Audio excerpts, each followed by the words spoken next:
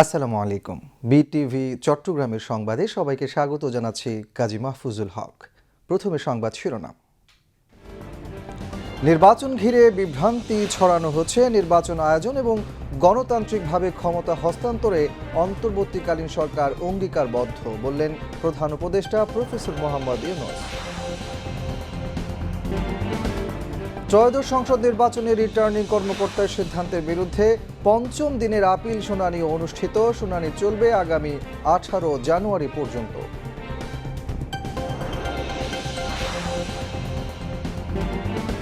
নির্বাচন শান্তিপূর্ণ ও উৎসব মুখর করার লক্ষ্যে 61 জেলায় বিজিবির 37,000 সদস্য মোতায়েন থাকবে, বললেন স্বরাষ্ট্র উপদেষ্টা।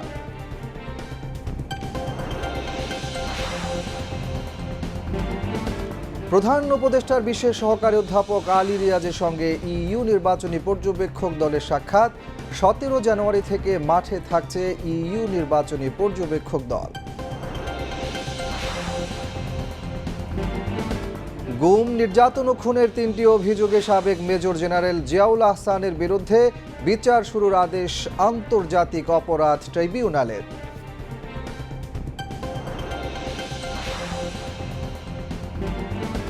ইরানে সরকার বিরোধী বিক্ষোভে নিহতের সংখ্যা 2,500 ছাড়িয়েছে।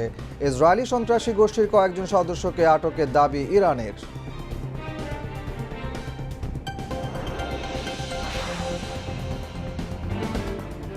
এবং চতুর্থবারের মতো বিশ্বকাপ ফুটবলের ট্রফি এখন বাংলাদেশে।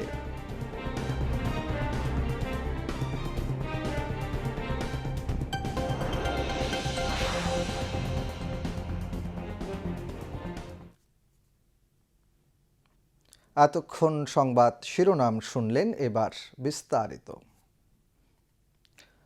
প্রধান উপদেষ্টা প্রফেসর মোহাম্মদ ইউনূস বলেছেন, আগামী 12 ফেব্রুয়ারি নির্ধারিত সময় অনুযায়ী সাধারণ নির্বাচন ও গণভোট অনুষ্ঠিত হবে। এ বিষয়ে অন্তর্বর্তী সরকার প্রতিশ্রুতিবদ্ধ।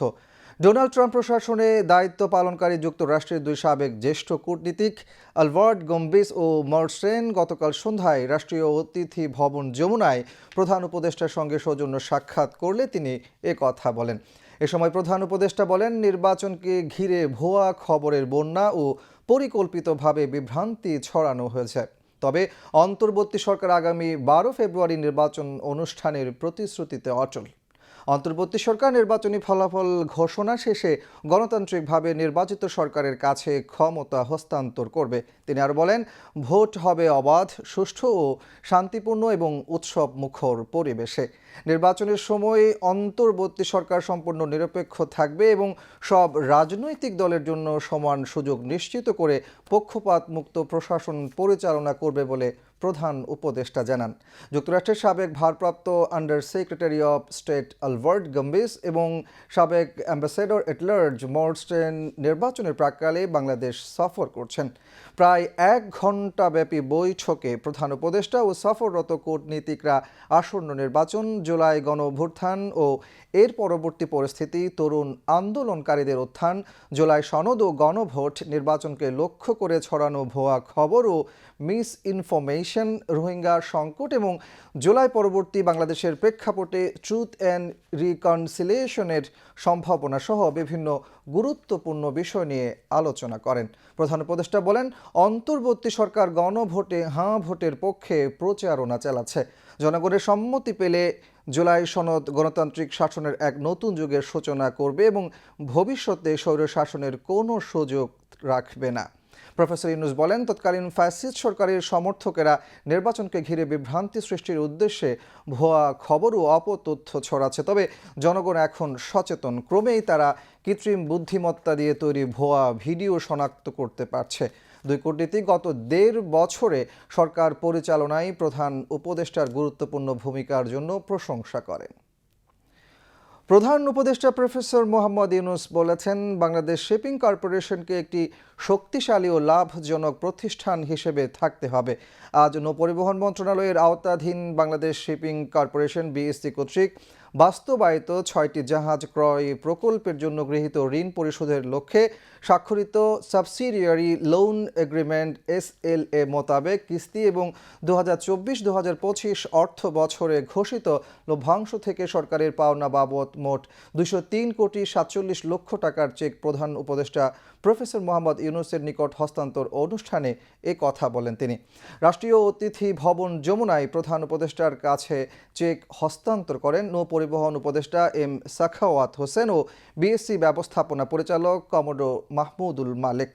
প্রধান উপদেষ্টা বলেন, সাম্প্রতিক সময়ে যেভাবে লাভজনক প্রতিষ্ঠান হিসেবে দাঁড়িয়েছে বিএসসি তা ধরে রাখতে হবে। তিনি বলেন, ভবিষ্যতে এমনভাবে পরিকল্পনা করতে হবে যাতে এই প্রতিষ্ঠানের আয় দিয়ে প্রতিষ্ঠানই আরও শক্তিশালী হয়, বহরে নতুন নতুন জাহাজ যুক্ত হয়।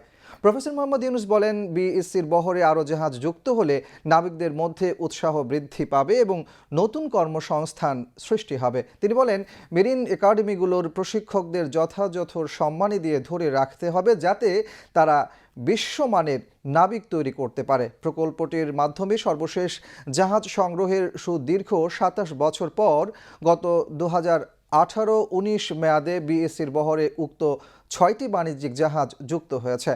উক্ত প্রকল্পের আওতায় সংগৃহীত ৬টি জাহাজের মধ্যে 5টি জাহাজ বর্তমানে আন্তর্জাতিক সামুদ্রিক পরিমণ্ডলে পণ্য পরিবহন সংশ্লিষ্ট বাণিজ্যিক কার্যক্রমে নিয়োজিত রয়েছে এবং বাংলাদেশের পতাকা সগৌরবে বহন করে চলছে। বিএসসি 54 বছরের ইতিহাসে সর্বশেষ অর্থ বছরে প্রায় 800 কোটি টাকা আয় করে সর্বোচ্চ মুনাফা অর্জন করে। প্রধান উপদেষ্টার নির্দেশনার প্রেক্ষিতে বিএসসি এরই মধ্যে বেশ কিছু নতুন জাহাজ সংগ্রহের পদক্ষেপ গ্রহণ করেছে।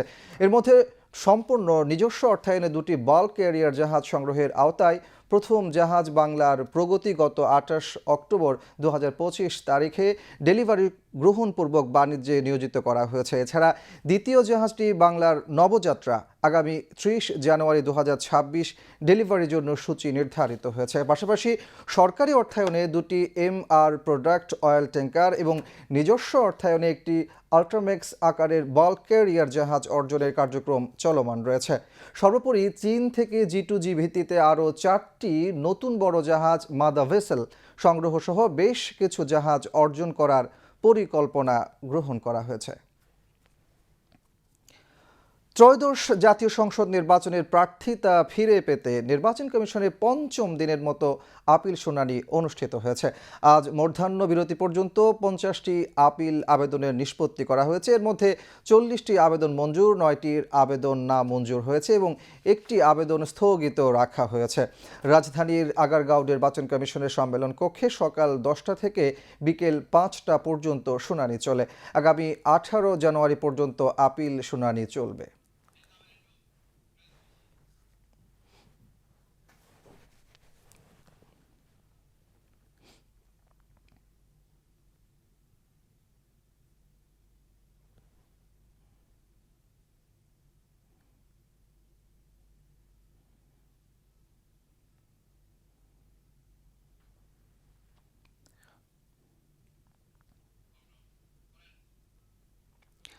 নির্বাচন শান্তিপূর্ণ ও উৎসব মুখরভাবে অনুষ্ঠানের লক্ষ্যে দেশের 61 জেলায় বিজিবির 37,000 সদস্য মোতায়েন থাকবে বলে জানিয়েছেন স্বরাষ্ট্র উপদেষ্টা জাহাঙ্গীর আলম চৌধুরী। আর কেউ যেন নির্বাচনী প্রক্রিয়ায় ব্যাঘাত ঘটানোর চেষ্টা না করে সেই হুঁশিয়ারিও দেন তিনি। সকালে চট্টগ্রামের সাতকানিয়ায় বিজিবির 104তম রিক্রুট ব্যাচের সমাপনী কুচকাওয়াজ পরিদর্শনে গিয়ে এসব কথা বলেন স্বরাষ্ট্র উপদেষ্টা। এবার বিজিবির ইতিহাসে এক ব্যাচে সর্বোচ্চ 3023 জন নবীন সৈনিক যোগদান করেছেন, যার মধ্যে পুরুষ 2950 জন এবং নারী 73 জন।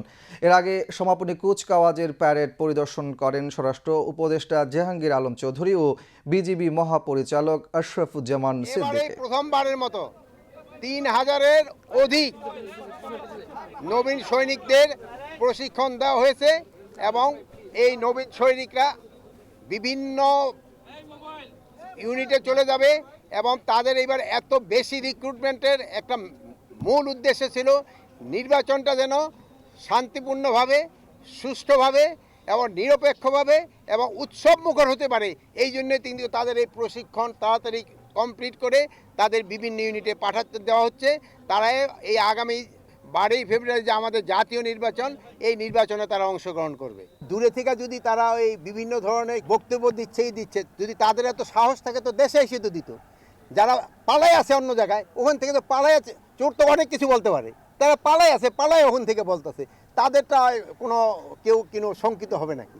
যদি ওনাদের সাহস থাকে দেশের ভিতরে আসুক, আইসা আইনের আওতায় আইনের আশ্রয় নেই এবং তারা তাদের কথা বলুক। অন্য দেশে পালায় কথা বললে তো ওইটার কোনো ভ্যালু নেই। প্রধান উপদেষ্টার বিশেষ সহকারী এবং ত্রয়োদশ জাতীয় সংসদ নির্বাচন ও গণভোট বিষয়ে জনসচেতনতামূলক কার্যক্রমের মুখ্য সমন্বয়ক অধ্যাপক আলী রিয়াজের সঙ্গে ইউরোপিয়ান ইউনিয়ন ইলেকশন অবজারভেশন মিশনের একটি প্রতিনিধি দল সৌজন্য সাক্ষাৎ করেছেন। গতকাল প্রেস বিজ্ঞপ্তিতে কথা জানানো হয়েছে। সৌজন্য সাক্ষাতে উপস্থিত ছিলেন ইউরোপিয়ান ইউনিয়নের রাজনৈতিক বিশ্লেষক মার্সেল নেগি, নির্বাচনী বিশ্লেষক ভাসিল ভাসচিনকা এবং প্রধান উপদেষ্টার বিশেষ সহকারী মনির হায়দার। প্রতিনিধি দল তাঁদের উদ্দেশ্য ও কর্মপরিকল্পনাসমূহ অধ্যাপক আলী রিয়াজকে অবহিত করেন। বৈঠকে তারা জানান, প্রায় 200 জন পর্যবেক্ষক এবং 11 জনের বিশ্লেষক দল নিয়ে মিশনে মূল দলটি ইতিমধ্যে ঢাকায় পৌঁছেছেন এবং আগামী 17 জানুয়ারি সারা দেশে 56 জন দীর্ঘমেয়াদী পর্যবেক্ষক মোতায়েন করা হবে, যারা তাদের নির্ধারিত এলাকায় নির্বাচনী প্রক্রিয়া পর্যবেক্ষণ করবেন এবং মূল দলের কাছে রিপোর্ট করবেন। এ সময় তারা আরও জানান, নির্বাচনের কিছুদিন আগে ভোট গ্রহণ, গণনা এবং ফলাফল তালিকাভুক্তকরণ পর্যবেক্ষণের জন্য 90 জন স্বল্পমেয়াদী পর্যবেক্ষক মিশনে যোগদান করবেন। সেই সঙ্গে ইউরোপীয় ইউনিয়নের কূটনৈতিক সম্প্রদায় এবং অংশীদার দেশগুলো থেকে আরও কয়েকজন স্বল্পমেয়াদী পর্যবেক্ষক এই মিশনে যোগ দেবেন। আগামী 14 ফেব্রুয়ারি ঢাকায় এই মিশনটি নির্বাচন নিয়ে তাদের প্রাথমিক প্রতিবেদন প্রকাশ এবং একটি সংবাদ সম্মেলনের আয়োজন করবে। অধ্যাপক আলী রিয়াজ বলেন, মিশনকে সরকারের পক্ষ হতে সকল ধরনের সহযোগিতা করা হবে বলে আশ্বাস প্রদান করেন। পতিত আওয়ামী লীগ সরকারের দীর্ঘ শাসন আমলে শতাধিক মানুষকে গুম করে নির্যাতন ও খুনের সুনির্দিষ্ট 3টি অভিযোগে করা মানবতা বিরোধী অপরাধের মামলায় সাবেক মেজর জেনারেল জিয়াউল আহসানের বিরুদ্ধে আনুষ্ঠানিক অভিযোগ গঠন করে বিচার শুরুর আদেশ দিয়েছেন আন্তর্জাতিক অপরাধ ট্রাইব্যুনাল। এই মামলার সূচনা বক্তব্য ও সাক্ষ্য গ্রহণ শুরু 8 ফেব্রুয়ারি। বিচারপতি গোলাম মর্তুজা মজুমদারের নেতৃত্বাধীন আন্তর্জাতিক অপরাধ ট্রাইব্যুনাল 1 আজ এ আদেশ দেন। এর আগে জিয়াউল আহসানের বিরুদ্ধে 3টি অভিযোগের প্রেক্ষাপট তুলে ধরে ট্রাইব্যুনালে অভিযোগ গঠন করে বিচার শুরুর আবেদন করে। 4 জানুয়ারি অভিযোগ গঠনের শুনানি শেষ করে প্রসিকিউশন। রাষ্ট্রপক্ষের 3টি অভিযোগের সঙ্গে জিয়াউল আহসানের সম্পৃক্ততা নেই দাবি করে 8 জানুয়ারি জিয়াউল আহসানের অব্যাহতি চেয়ে শুনানি করে তার আইনজীবীরা। পরে আজ সাংবাদিকদের ব্রিফ করেন চিফ প্রসিকিউটর তাজুল ইসলাম। বলেন, জিয়াউল আহসানের বিরুদ্ধে 104 জনকে গুমপূর্বক হত্যার অভিযোগ এনেছে প্রসিকিউশন। যে মামলাটি দায়ের করা হয়েছিল সেই মামলাটির আসামি জিয়াউল আহসান একক আসামি হিসেবে তার বিরুদ্ধে আনুষ্ঠানিক অভিযোগ গঠন করা হয়েছে আন্তর্জাতিক অপরাধ ট্রাইব্যুনালে। ট্রাইব্যুনাল আগামী 8ই ফেব্রুয়ারি থেকে এই মামলার সাক্ষ্য গ্রহণ এবং ওপেনিং স্টেটমেন্টের জন্য দিন ধার্য করেছেন, অর্থাৎ 8ই ফেব্রুয়ারি 2026 তারিখেই প্রথম সাক্ষ্য গ্রহণ অনুষ্ঠিত হবে আমরা আশা করছি ইনশাআল্লাহ। শত অপারেশন এই আসামি করেছেন, যার মধ্যে 104 জনের ব্যাপারে সোফার এই মামলাতে অভিযোগ দায়ের করা হয়েছে। বাকি অভিযোগগুলো এখনো তদন্তাধীন আছে, খুব সহসাই এই রিপোর্টগুলো দাখিল হবে। এদিকে জুলাই গণঅভ্যুত্থানের প্রথম শহীদ রংপুরের শিক্ষার্থী আবু সাঈদ হত্যা মামলার সাক্ষ্য গ্রহণ পর্ব শেষ করেছেন আন্তর্জাতিক অপরাধ ট্রাইব্যুনাল 2। পরে জুলাই গণঅভ্যুত্থানে সাভারের আশুলিয়ায় 6 মরদেহ পোড়ানো সহ 7 জনকে হত্যা মামলায় সাফাই সাক্ষ্য গ্রহণ শুরু হয় একই ট্রাইব্যুনালে। সকালে জিয়াউল আহসান সহ এসব মামলায় গ্রেফতার মোট 15 আসামিকে ট্রাইব্যুনালে হাজির করা হয়। এবার আন্তর্জাতিক সংবাদ।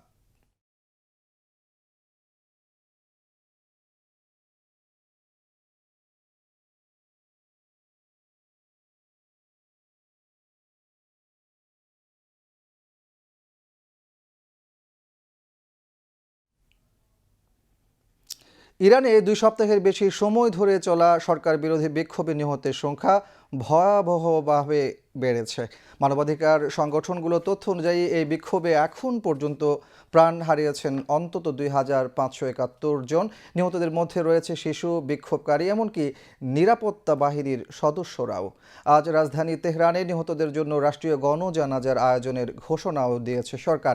এদিকে যুক্তরাষ্ট্রের প্রেসিডেন্ট ডোনাল্ড ট্রাম্প বিক্ষোভকারীদের দেশপ্রেমিক বলে আখ্যা দিয়ে আন্দোলন চালিয়ে যাওয়ার আহ্বান জানিয়েছেন। জাকিয়া জামান আনিকার ডেস্ক রিপোর্ট।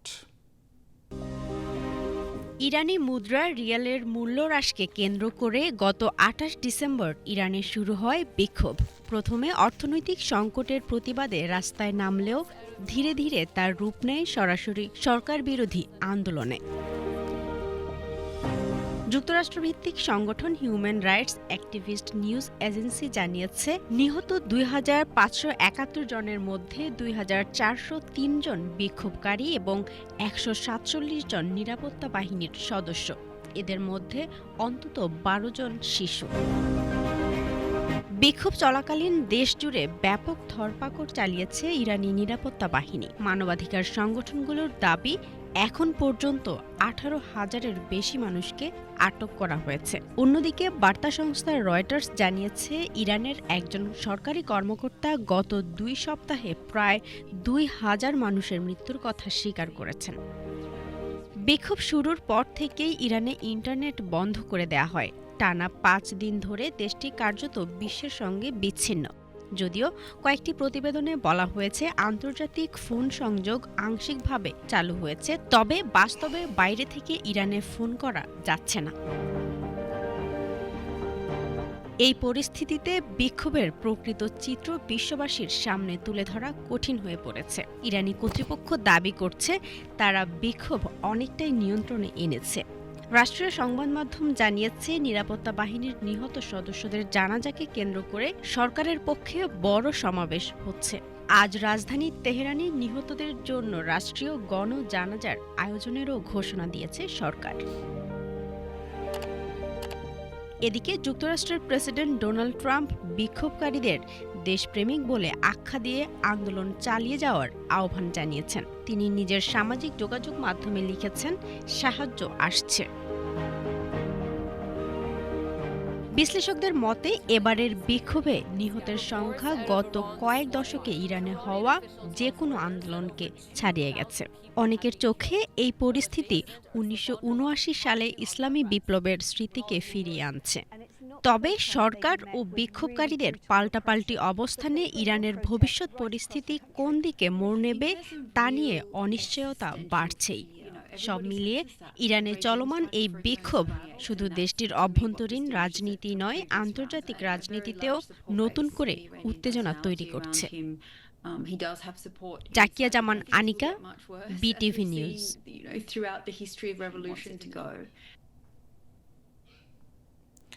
থাইল্যান্ডে নির্মাণ কাজে ব্যবহৃত বিরাট এক ক্রেন একটি চলন্ত ট্রেনের উপর ভেঙে পড়ে অন্তত 22 জন প্রাণ হারিয়েছে। আহত হয়েছে আরও 79 জন, এর মধ্যে 8 জনের অবস্থা আশঙ্কাজনক। আজ ব্যাংককের উত্তরে নাখন রাজসীমা প্রদেশের বানথাননখোট এলাকায় এই দুর্ঘটনা ঘটে।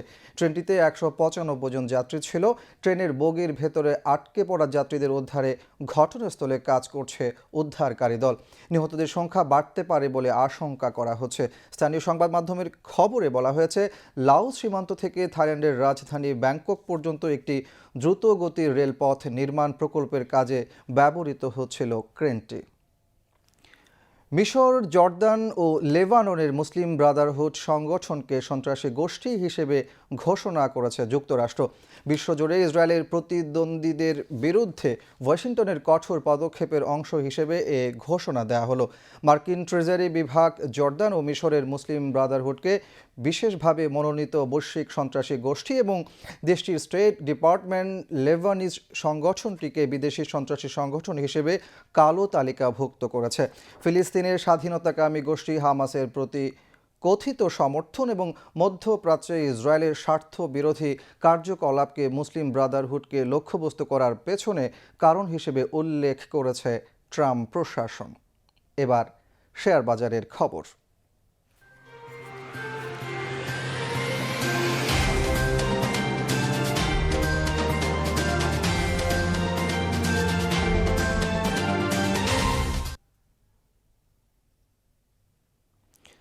চট্টগ্রাম স্টক এক্সচেঞ্জে চাঙ্গা ভাব অব্যাহত রয়েছে। আজ শেয়ার লেনদেন ও মূল্য সূচক দুটোই বেড়েছে। দিন শেষে সার্বিক সূচক দাঁড়িয়েছে ১৩,৯১৫.৮১, যা গতকালের চেয়ে শতকরা 0.21 বেশি।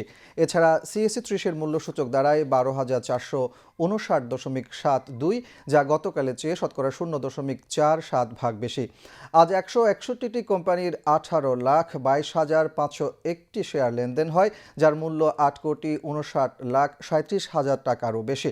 এর মধ্যে ৬৮টি কোম্পানির শেয়ার দাম বেড়েছে, ৭০টির কমেছে এবং ২৩টির দাম অপরিবর্তিত রয়েছে। এবার খেলার খবর।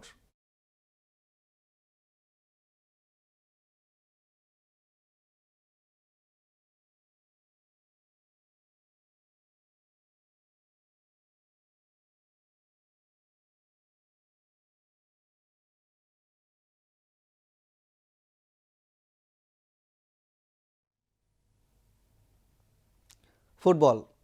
বিশ্ব ফুটবল নিয়ন্ত্রক সংস্থা ফিফার তত্ত্বাবধানে চতুর্থবারের মতো বিশ্বকাপ ফুটবলের ট্রফি এখন বাংলাদেশে।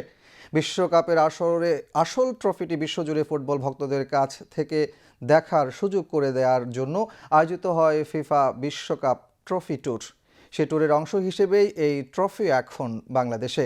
এর আগে ২০০২, ২০১৩ ও ২০২২ সালে ফিফার ট্রফি ট্যুর বাংলাদেশে এসেছিল। গত ৩ জানুয়ারি ২০২৬ বিশ্বকাপ ট্রফি ট্যুর সৌদি আরব থেকে শুরু হয়। ১৫০ দিনের ট্রফি ট্যুরে এবার বাংলাদেশ সহ ৩০টি দেশের ৭৫টি স্থানে প্রদর্শিত হবে বিশ্বকাপ ট্রফি। এ ট্যুর শেষ হবে বিশ্বকাপে অন্যতম আয়োজক দেশ মেক্সিকোতে। ১২ জুন মেক্সিকোর বিখ্যাত আজতেক স্টেডিয়ামে হবে ২০২৬ বিশ্বকাপের উদ্বোধনী ম্যাচ। ঢাকায় আসার পর ট্রফি প্রদর্শনীর জন্য রাখা হবে র্যাডিসন ব্লু হোটেলে। সন্ধ্যা পর্যন্ত এই ট্রফি থাকবে সেখানে। বাংলাদেশ থেকে ট্রফি ট্যুরের পরের গন্তব্য দক্ষিণ কোরিয়া। বাংলাদেশ রেলওয়ের ৪৫তম বার্ষিক ক্রীড়া প্রতিযোগিতা আজ শুরু হয়েছে। সকালে চট্টগ্রামের রেলওয়ে পলো গ্রাউন্ড মাঠে ২ দিনব্যাপী প্রতিযোগিতার উদ্বোধন করেন রেলওয়ের মহাপরিচালক মোহাম্মদ আফজাল হোসেন। উদ্বোধনী অনুষ্ঠানে রেলওয়ে পূর্বাঞ্চলের জেনারেল ম্যানেজার মোহাম্মদ শোভক্তগিন, পূর্বাঞ্চলের প্রধান প্রকৌশলী মোহাম্মদ তানভীরুল ইসলাম সহ ঊর্ধ্বতন কর্মকর্তাগণ উপস্থিত ছিলেন। উদ্বোধনী দিনে ১৯টি ইভেন্ট অনুষ্ঠিত হয়। ২ দিনব্যাপী প্রতিযোগিতায় রেলওয়ের বিভাগীয় ক্রীড়া সংস্থার তালিকাভুক্ত ৮টি বিভাগীয় দলের ১২০ জন ক্রীড়াবিদ অংশ নেন। এবার আবহাওয়ার খবর।